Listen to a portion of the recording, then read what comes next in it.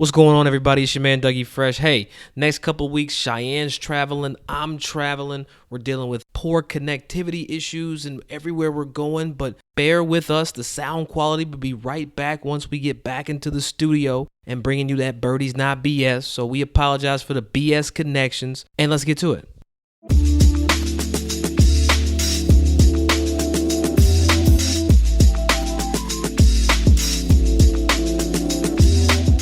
Back at it again. Birdie's Not BS. Shy, what's up, girl? Got my co-homie with me. What's going on? What's up? I'm here.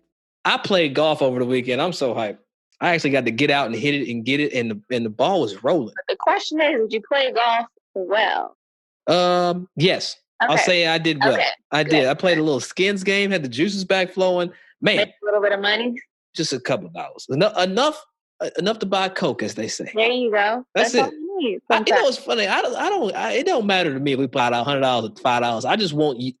It matters to me. I want whoever else's I want whoever else's money in my pocket. That's like my end. I don't care what it is. It could be 20. No, I ain't gonna play for 25 cents. But I want your money in my pocket. I don't know about you. That's how I need enough money to where I can feel it. Like, I can't play for $1. I'm sorry. Oh, I can feel it. I get that. But when you say you have enough money, you can feel it. Like, you know what I'm saying? Like, I feel every dollar that comes out of my pocket. I don't give a damn. Be honest with you. Right. You're right. Saying, it's just, I feel like once we start talking about 50, 100, that's when you really got my attention. See, I'm right there with you. That's it. Give me 50 and 100. 50 and 100, because I can feel that. That's a nice little dinner after the round. I tell you what, you tell me you want to play a 10-10-10, or you tell me you want to play everything for 100. That $100 round, I'm gonna act like I'm in a damn tournament. I'm gonna tell you right, I'm reading every putt and you putting out. I don't give a damn. I don't give a damn how close it is. Hold it. Put it in there. You're gonna be in the zone, not saying a word to me. Absolutely. Shy Woods, where in the world are you this week? And I feel like every episode we've had the last 3 weeks, you have been in a different location. Where in the world is Cheyenne Woods? So I am in New Jersey this week. I've got an off week, so I'm just spending some time up here. Good weather, good practice, getting ready to go. Good greens. God, the greens are up there this time of year. Literally the best greens you can play. Yeah, it's been good. So I'm, grinding out here, trying to get better. I can dig it. Look, you know what? I'm excited for this week's episode. We got my homie, Miss Alex, aka Golf Mommy, coming on. I love everything about her. I like her style. I like her flair. But what I also like is the fact that she's gone from beginner golfer to scratch golfer in relatively a short amount of time. Yeah. I mean, we talk about getting better and how to do it, and she is the one to talk to, because we've been playing golf almost our whole life, and she is fairly new still, but has gotten good at a very fast rate. And so I think that's always impressive. So I'm excited to have her on the show. Finally, I'm going to say this a bunch, but finally a woman. Thank you. And a Hispanic woman too, because Alejandra, she's from Mexico. Yes. So happy to have her on as we gear up and celebrate Hispanic Heritage Month. So without further ado, let's get to it. Back at it again, Birdies Not BS. Doug Smith alongside Cheyenne Woods, as always. And with us, special guest, we got the Golf Mommy in here. Alejandra, what's going on, girl? Hey, Doug. Hey, Cheyenne. I'm doing great. Thank you for having me. So I follow you. I'm a huge follower. I don't know if Cheyenne's followed you yet, but she about to. But I got to ask you, you are like the biggest golf addict. Like, how do you play so much golf, and how did you get good so fast? Well, I'm lucky enough to be a stay-at-home mom, and I get to play a lot of golf because my daughters are teenagers, and lucky for me, they can take care of themselves. So while they're at school, guess what I'm doing? I'm playing golf. So I began golfing when I was 30, and unfortunately, I'm going to give out my age. I began golfing when I was 30, and I've been golfing for 8 years now. 8 years. That's awesome. Yes. Wow. And I'm excited to have you on the show because we don't get many women guests on the show. And so it's so nice to have another woman here, and also to get your perspective of how it was when you did start playing golf. You've been playing golf for 8 years now. what was it like getting into the game? Golf has so many negative stigmas, and, as a woman, sometimes it is difficult. So what was your experience in just getting into it and being comfortable? And then you have your own style to it too. I've seen your Instagram. You always look cute. So how was that getting into the game? Well, at first it was very difficult because I didn't know anything about golf. I mean, just absolutely nothing. And I began taking lessons for a year. I started with my first swing coach. His name is Jim Delaney, and he's from Southern Highlands. He's the director of golf there. And what I loved about him is that he basically taught me how to love the game. And I think it takes a really good instructor or even a good support system to help encourage you to stay in the game and just keep practicing and keep grinding. And, but like you said, there's a lot of negatives when you're a new player. A lot of people don't want to play golf with you. None of the ladies wanted to play golf with me. So wow. They didn't want to play golf with me. And so, just as a new golfer and with a 40 plus handicap, I could totally understand. So I just kind of just stayed on my own and just kept grinding on the range and practicing. And eventually I kept getting better and better as the years progressed. And I mean, I went from being a 40 handicap to now I'm a 0.9 right now. Wow. So that's impressive. I'm not playing Mommy for no cash. That is so impressive. I am not playing you for no loot. That's not going to happen. And now those ladies want to play golf with me. And I'm like, I don't think so. I'm good. Hold up, stop. Whoa, back it up. There's some things like Mommy, I think I want to unpack a little bit, because as a beginner, you're saying that you didn't have anybody to play golf with, but yet you still stuck with it like by yourself. So right. That sounds lonely as hell. Well, I had family that I played golf with. And also I played a lot of golf with men. And men typically, they don't really care if you're a bad golfer as long as you know how to pick up. Mm-hmm. If you're going to make a double or a triple, just pick up and keep go it to moving. the next hole. Let's go. Yeah, keep it moving. Exactly. Yeah. I learned through the process that if I just learn how to pick up my ball, then I was not going to irritate other golfers that were better than I was. So a lot of men didn't mind playing with me. And eventually, like I said, I began to play better, and I started doing some tournaments in the ladies group and the ladies mm-hmm. league. And it was so funny because I remember my caddy at the time, our goal was to make bogey, because I had a stroke or two strokes. But that's so crazy though, Mommy, because yes. We talk about, Cheyenne and I, a couple episodes ago, we talked about adjusting the par being to be what's attainable for yes. you. And right, so exactly. It's kind of dope to hear you say like the goal was to make bogey. So did that take pressure off of you at that time to like make a bogey, and like, did you celebrate bogey? Exactly. Celebrate making a bogey. And then if I made a par, it was like a miracle. And if I made a birdie, it was a fluke. That's awesome though. I love that, because so many people, when they are getting into the game, they are somewhat intimidated because they assume you have to be good, fast, exactly. and you have to know exactly what you're doing. But I love what you said about being able to pick it up, being able to set your expectations of bogey, because it does take a lot of pressure off, and it allows you to have more fun with the game too. Absolutely. I'm just really mystified by it all though too, Mommy. Like, you've adjusted the par, because when that golf bug comes and bites you, it grabs onto you. So you Absolutely. Caught the bug at a 40 handicap, or did you like were you ever wanting to quit? No, I never wanted to quit. I think it's just because golf is so challenging. I mean, you're trying to hit this little white ball that's just sitting there. And it's so irritating that it's not moving and you can't hit it. I mean, sometimes you whip it, you shank it, you worm burn it. I mean, and you're like, really? It's just sitting there. I mean, it's just, mm-hmm. it's something so simple, but yet so difficult. And I think that's what really motivated me to become better, and just the mental aspect of the game also.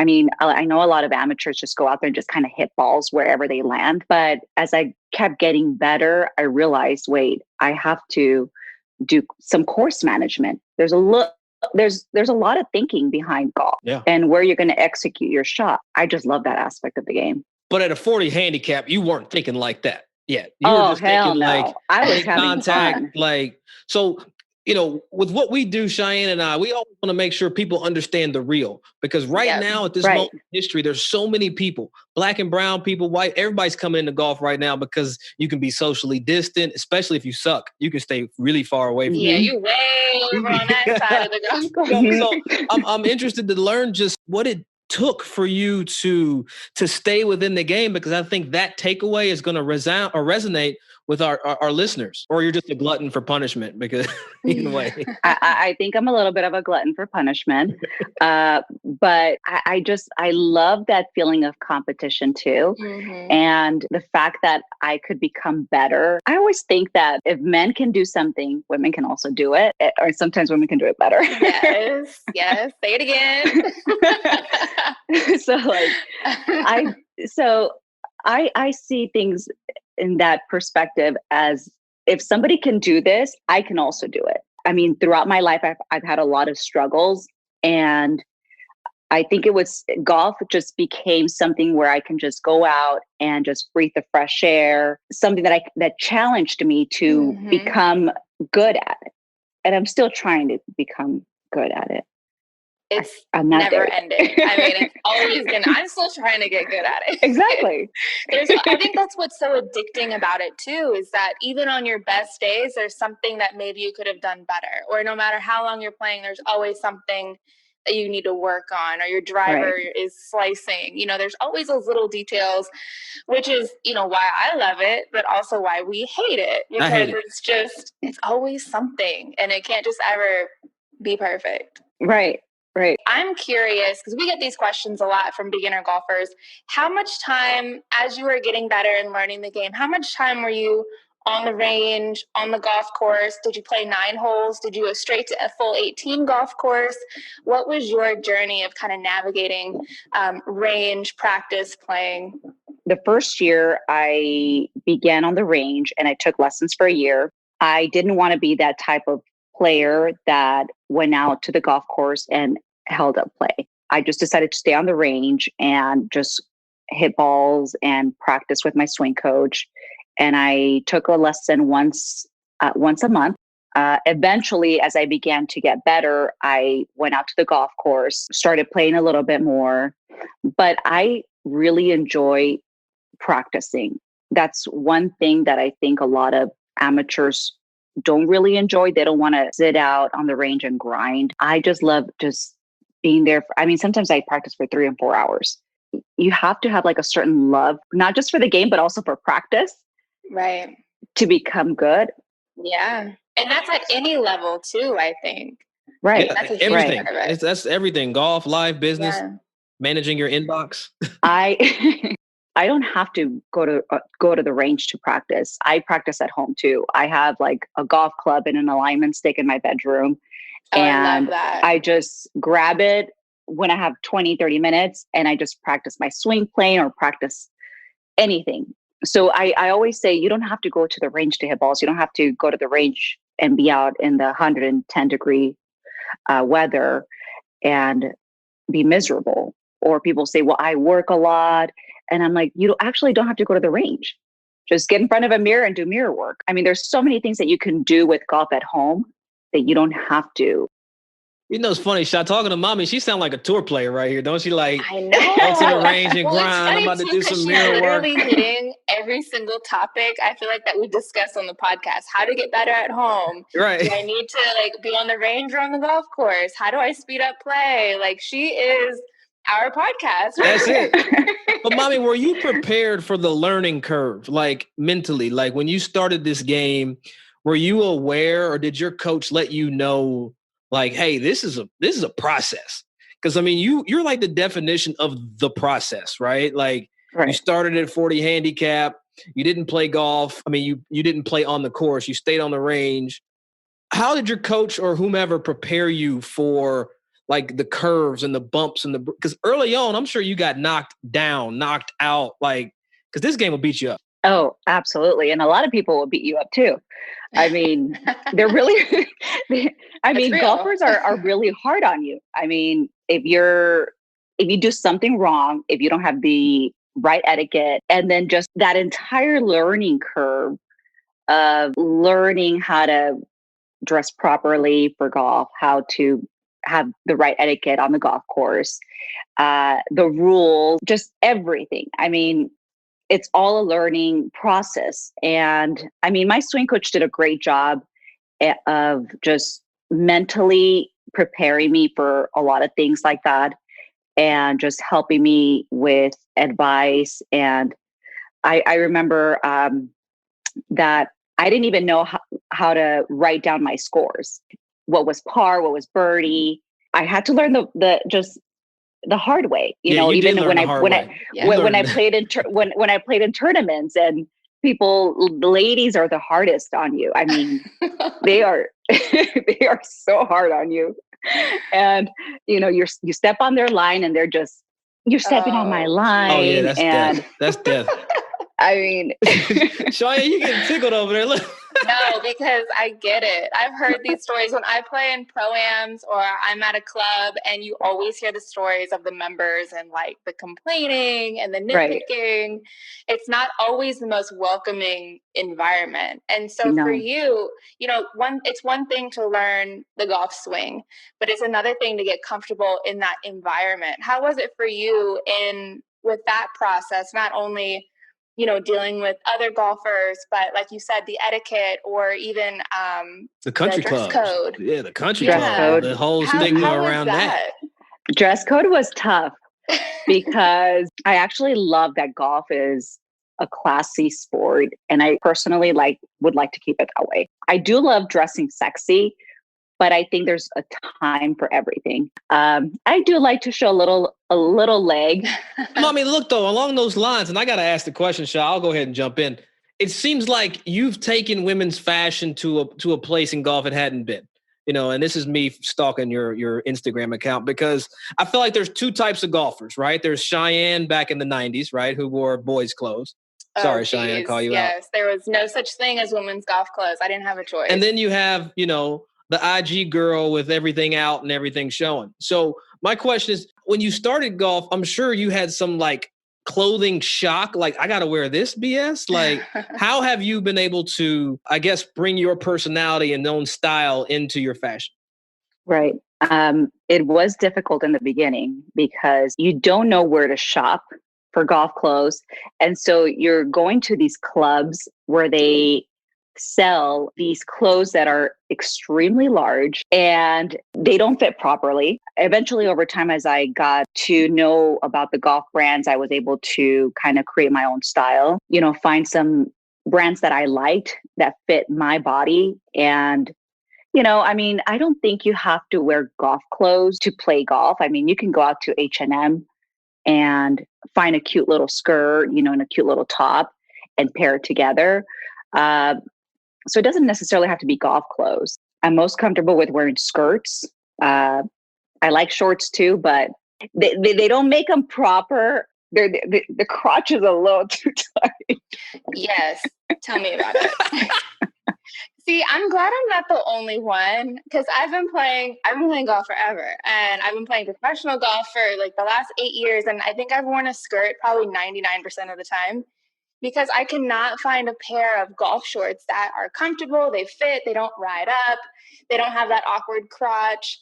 It's a struggle sometimes. We'll just stay over here on this topic. I don't really have much to add here. From where you were to where you are now, like what advice would you give people that are starting golf today? Because it'd be different from me and different to Cheyenne. But kind of like with your experience, I'd love to hear like what you would say first things first would be. I always say to find a professional swing coach. Don't have your significant other or your boyfriend. First, right? Like that's just before or after buying your clubs. Like, did you buy clubs first or did you find your pro? You find your pro first. I mean, clubs are really unnecessary when you're a beginner golfer. I mean, boom. That's it's that's really awesome. important because a lot of people go out and buy the best of the best. They've never had a golf lesson before, and you spend all this money and don't know how to use them. Yeah, exactly. I mean, if you're going to buy clubs, buy some $50 clubs, cheap set of 3 clubs. I don't know, pitching wedge, a 7-iron, and a driver. Yeah, that's so good. That's such good advice, though. Like practice. If you can't make it to the range, practice at home. Stay with it. At least one lesson. I mean, if you can't afford a swing coach, there are so many pages on social media now that give so many tips. Do you find yourself when you're on the social media and you're looking at different coaches, do you find yourself like looking at like 2 and 3 different coaches, or do you just look at your coach's stuff or a coach that comes, I know your coach comes from the Gankish tree. Shout out to George. Mm-hmm. He loves our pod. Thank you, George. Yes, my swing coach, I know Gilmer. your coach. Yeah, I know Jay comes from that tree, but do you kind of mix? Are you looking at multiple sites and getting multiple tips, or are you kind of keeping it singular? Because that's a rabbit hole. I know. And I know my swing coach, Jake Gilmer, is going to kill me if I say that I'm looking at other coaches, but you're cheating. But I do sometimes like certain drills. When I see a drill, I'm going to try it. Or even if I look at Cheyenne's page and I see her doing some drill, I'm like, I'm going to try what she's doing because I love her golf swing. How many things are you working on at one time? Because it can be overwhelming if you're looking at so many pages and then you have a lesson and you're practicing. Mm-hmm. How do you navigate that? Because even for myself, sometimes it is overwhelming when you're trying to work on stuff. Yes, and I am always working on something. I have a tendency to get a little long and across, and I've had several PGA Tour pros tell me to not worry about it because it all just depends on the impact position. And they're like, you get the club right where it needs to be at impact, so don't even worry about it. A lot of the great golfers like John Daly, Angel Jimenez, Jim Furyk, I mean, they all get long and across. And so I'm always trying to improve, kind of make it look like a professional golfer swing. It's unnecessary because if I can go out there and shoot a really good score over and over and over again, it really doesn't matter how your swing looks. I mean, look at Matthew Wolff. Exactly. I agree. I mean, we get so stuck on making it look pretty and perfect, but at the end of the day, I just want the ball to go in the hole as fast as possible. I don't care what it looks like. That's all I need. We always like to, talk about the BS and the non-BS in golf and in around golf. Being a minority in this game, walking some of the tracks that you get to walk, having some of the pass in, has there ever been an instance where either being a minority had an outcome on your overall experience at a club?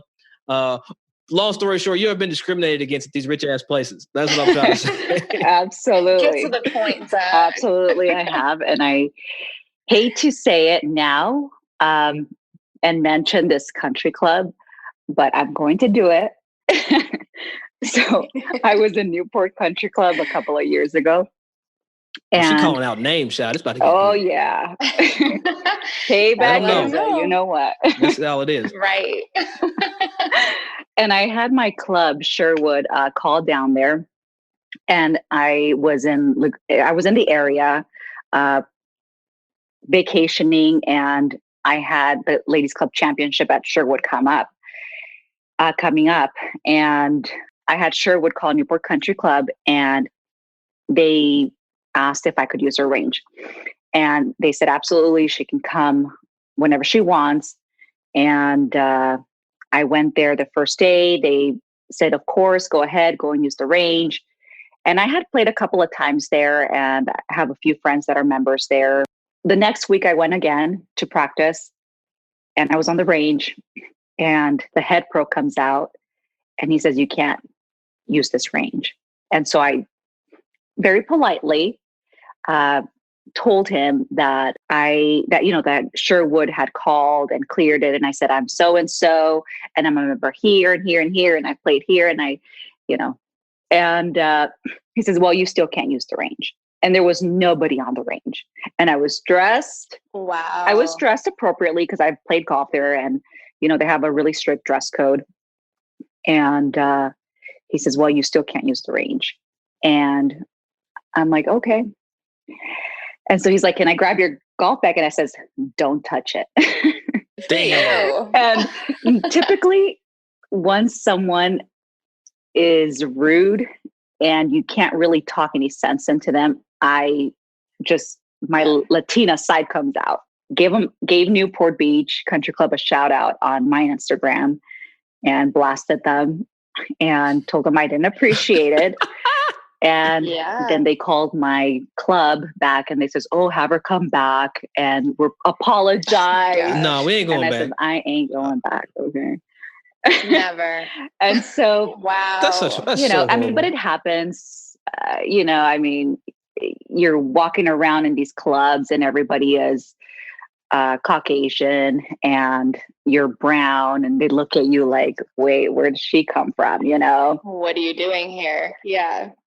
You feel the eyes that watch you when you come. I'm sure your own clubs are a little bit, more, well, they're going Mami ass walking down to the range. But like when you go like to, any other clubs where it's not your home club, I'm sure you feel the music stop. Absolutely. In the eyes. And I've been lucky enough to play some really beautiful country clubs, and I've gone to the Hamptons and played some of the top golf courses out there. And I'm typically the only brown girl walking around, and I don't mind it. I love it. I'm proud of my heritage and proud of who I am. And I let my clubs do the talking. Exactly. Let them stare. That's the best way to counteract anything. Because as soon as they hear that and that ball's flying, they can't say shit. Like they just looking at, oh, well, who is that? Yeah. And now you're their best friend. Like, oh, exactly. Did you used to play in college? I'm like, no, I just kind of started golf. So modest. Mami, how do the people find your own Instagram so they can be a part of your journey? Golf Mami _. Golf Mami _. That's it. Y'all here with us. Hey, you know what? Cheyenne and I are gonna come out there at some point. We're gonna play some G. Yes. Yeah, we're gonna make it. We're gonna get Melissa involved, and we're gonna go out there and do it. We can have a little match going or something. Absolutely. But if she comes around like girls against Doug. Yes. That's not fair. Look, he already knows he can't beat us. You know what? Challenge accepted. There we go. Challenge accepted. I'll take that. Mami, thank you so much for spending a little time with us here on Birdies Not BS. We wish you all the best in your upcoming championships and your debut appearance on the Cactus Tour. Yeah. When is that? Hopefully when are you doing that? I'm going to try and do it next year. So, good for you. I'm going to be the only 38-year-old out there, but kill it. Hey, well, go kick some ass. Ain't no reason not to. Ain't no reason not to. It's fun. It's competitive, so why not? Why not? Exactly. Why not? Why not? Good. It's funny. I really like hearing her story, right? To know that she started the game at 30.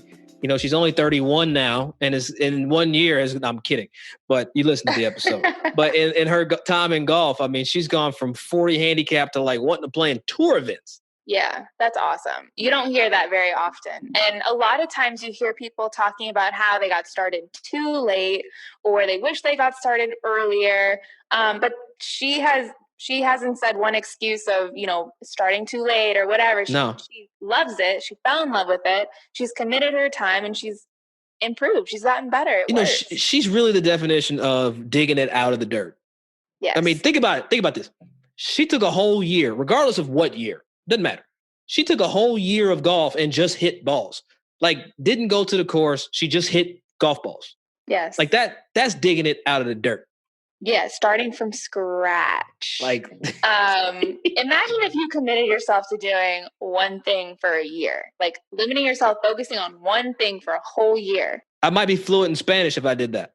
Well, if I could just focus on 4 hours of Spanish a day. You do have someone living in your house that speaks Spanish, your wife. She doesn't help me with my Spanish at all. Every time I try to speak in Spanish, she tells me how wrong I am and I get corrected. So I just default to not using it at all. Nada más. But no, what I find interesting though, and thank you, Mommy, for coming on and sharing your story with us. Is although she has been a part of country clubs and the country club culture, that there's still hurdles that she's had to overcome just to do what she loves to do. And I think regardless of the block you come from or the clubhouse you come from, as a minority in this game, there are still going to be hurdles and things that you have to jump that our counterparts don't. I agree. And with her being a minority, but also, she spoke about being discriminated against just for being a beginner. And that's something that we see a lot in the game too. No matter what you look like, we have those hurdles, but also just being comfortable in an environment as a beginner, and hearing the comments and not being welcome simply because you're still learning. I thought it was really cool to hear how she was able to get through that. Like she talked about being discriminated against women though. And being welcomed by the men because she knew how to play fast. So that even blows my mind even further because your own gender group can keep you out of the game as a woman like that. You might have to start a foundation or something. This is a little backwards sometimes. We got things all wrong. We gotta stick together a little bit more and be supportive of each other because we know this game is hard. Yeah. We're all out here just trying to get better. So let's just try to support each other. Yeah. But again, that boy phase you went through in the 90s, it's nice to hear that women's golf fashion has evolved to where you can be a little bit more fashionable and sleek and sexy and so all those adjectives that you can be. So that's exciting though, because I've seen some photos of Christy Kerr back in the day with boy clothes on too. So I know we went through some rough years as women in the game of golf. Yeah, y'all come a long way. We've come a long way, and we still have room to grow, but we out here. Okay. Absolutely. But you know what's crazy? I think Alejandra is the perfect kind of a case study for this week's Let's Get Technical. And to be honest, I don't even want to be that technical, Shy, because I want to talk about just the actual act of digging it out of the dirt, literally. When you go to the range, I think she said something very pivotal as we get technical this week. Get a lesson, work on just that lesson. Yes. Or a month or over a month or however long it can be between lessons and work on just that. Because I think with all of the noise that comes in about you should swing this club and hit this ball and wear this clothes, you can go down these rabbit holes and be sidetracked. But to stay focused, stay singular. I think that speaks volumes. And too, just the fact that she gave it a month of working on the one thing she and her coach spoke about. A lot of people don't give that one swing thought or that one drill the right amount of time. You might go out to the course, work on it 2 or 3 times and expect to have the move down, when in reality, it might take 3 or 4 weeks of continuously doing it on a regular basis to truly be able to move on to the next move. So for her to say, she dedicated a month to each lesson is major. And I think a lot of people can take something away from that. I think it also gives you a deep sense of, knowing where you're trying to go, because I don't think we mentioned this enough in golf, but I think there's a bit of goal setting that Alejandra went through. She knew where she wanted to be, and there was no substitute to get there, but to put the work in. Yeah, there's no fast pass to getting better in golf. You truly have to put in the time and be patient. She gave herself the year on the range. She started out, I don't know if it was now or a few years ago, but just trying to make bogeys. And being excited about that and just giving your time to truly grow in the game and not expect to just be scratch overnight, because that's how you get frustrated. That's how you quit. That's how a lot of things go wrong. So get your ass bounced right out of the game. This game's hard enough. Give yourself the time. Yeah, absolutely. So again, thanks to Golf Mommy for coming on here and telling your story with us. That's it for us this week. Birdies Not BS. You know how to find me and Cheyenne. birdiesnotbs.com. Birdies Not BS, Instagram, Facebook, and Twitter. We appreciate y'all, man. Holla at us. Always.